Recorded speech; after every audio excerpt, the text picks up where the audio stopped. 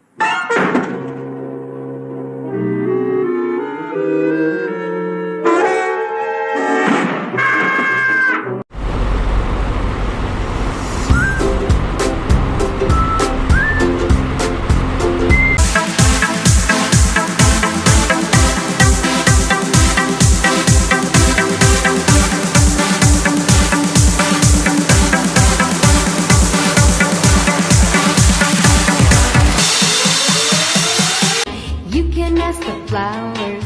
I sit for hours telling all the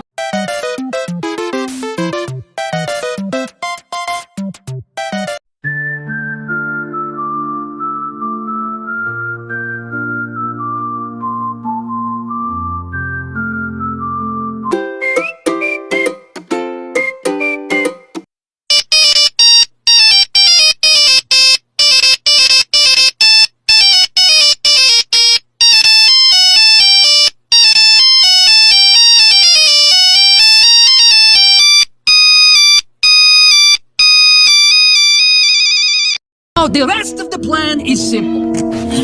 I fly to the moon. I shrink the moon. I grab the moon.